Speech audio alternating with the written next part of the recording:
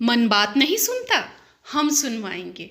परेशान करता है, हम समझाएंगे। विचार उलझते हैं, हम सुलझाएंगे। इस मन को फिर से शांत रहना सिखाएंगे। मन से फिर से आपकी दोस्ती करवाएंगे। साइको गुरु टीम है हर पल आपके साथ, करवाएगी फिर से मन से आपकी बात।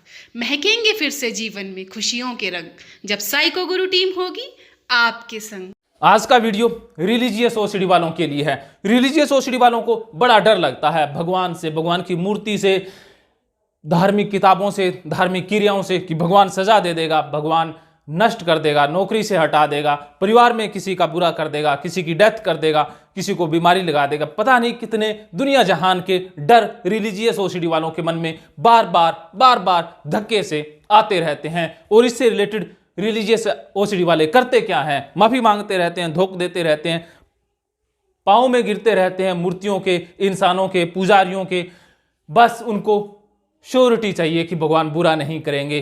इसी के साथ रिलीजियस ओसीडी वालों का एक डर जुड़ा होता है स्वर्ग नरक का, कि नरक में डाल देंगे। अब नरक की तो कल्पना ही हिंदू धर्म में बहुत ही भयावह है कि वहां पर कीड़े हैं, तेल के उबलते कड़ाहे हैं, वहां पर सुई के नोक जितनी जगह से इंसान को गुजारा जाता है। पता नहीं कितने एक तरह के नरक से रिलेटेड डर है।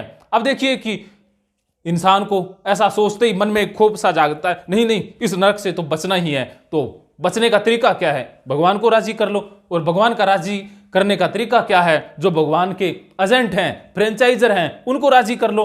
उन मूर्तियों को, पंडितों को, या जो उनके एजेंट हैं, बिचौलिए हैं, उनको राजी करो, भगवान राजी हो जाएगा। भगवान राजी हो गया, स्वर्ग से भगवान राजी हो गया तो नरक से बच जाएंगे। तो अब देखिए, आप थोड़ा सा दिमाग लगा लीजिए, मामूली सा दिमाग, छोटा सा तो है ना, है, आज पता लग जाएगा है तो।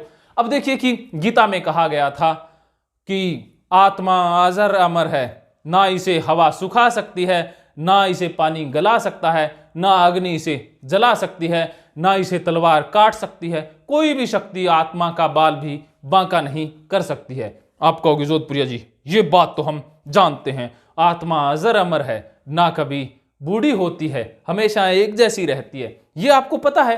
अरे भाई, ये पता है तो समझ जाइए, ये शरीर तो यहीं रह जाना है, आत्मा ही तो स्वर्ग में जानी है, नरक में जानी है, तो आत्मा को तो कुछ होना ही नहीं है। अब देखिए कि जैसे ही मृत्यु होती है, शरीर को तो स्वाहा राम नाम सत्य होने के बाद क्या किया जाता है? फूंक दिया जाता है, राख बन जाती है। तो शरीर तो ऊपर गया ही नहीं, तो सजा किसे मिलेगी? अरे आत्मा को तो कुछ हो ही नहीं सकता, आत्मा तो अजर है, अमर है, उसे ना काटा जा सकता, ना सुखाया जा सकता, ना उसे मारा जा सकता, वो तो अजर अमर है। तो उसको वहां जाकर के, नरक में जाकर के क्या परेशानी होगी? क्योंकि उसको तो कोई फर्क पड़ना ही नहीं। तो आत्मा तो कहीं घूमती रहे चाहिए, उसको तो कोई फर्क पड़ना ही नहीं। तो दर्द, दुख दर्द किसे होता है?